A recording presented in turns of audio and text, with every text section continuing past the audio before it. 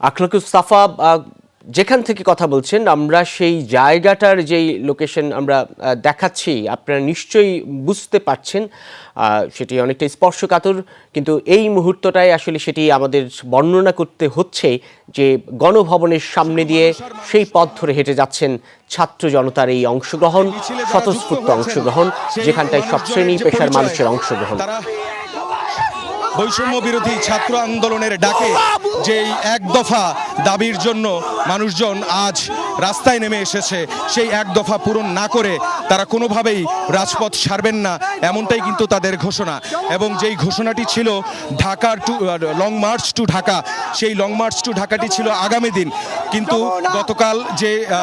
সংঘর্ষ হয়েছে সেই সংঘর্ষের প্রতিবাদেই কিন্তু আমরা দেখেছি বৈষম্য বিরোধী ছাত্র আন্দোলন তারা বিকেলের পর পরশুদিনের যে কর্মসূচিটি সেই কর্মসূচিটি এগিয়ে নিয়ে আসে আজ অর্থাৎ লং মার্চ টু ঢাকা এবং সেই ক্ষেত্রে আমরা দেখেছি বিভিন্ন সামাজিক সংগঠন এবং রাজনৈতিক দলগুলোও যেমনি তাদেরকে সমর্থন দিয়েছে একই সঙ্গে যে ছাত্র শিক্ষক এবং তাদের যারা অভিভাবকরা এবং বিভিন্ন পেশাজীবীরা ডাক্তার ইঞ্জিনিয়ার এবং যারা পরিকল্পনাবিদ তারাও কিন্তু সবাই আজ যে নেমেছেন এই যে গণমিছিল সেই গণমিছিলটিতে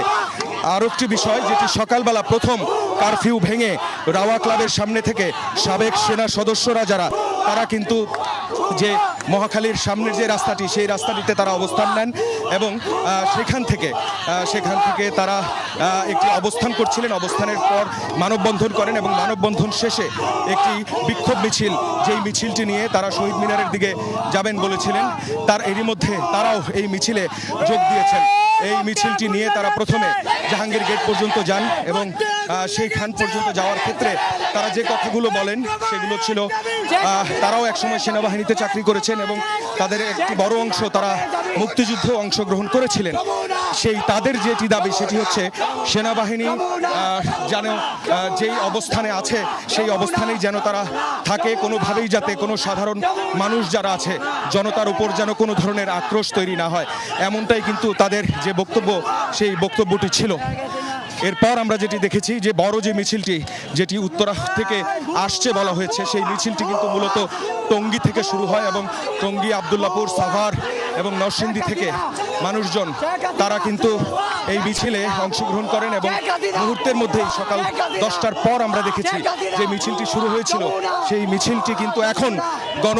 যে জোয়ার সেই গণজোয়ারে পরিণত হয়েছে এবং এই গণজোয়ার থেকে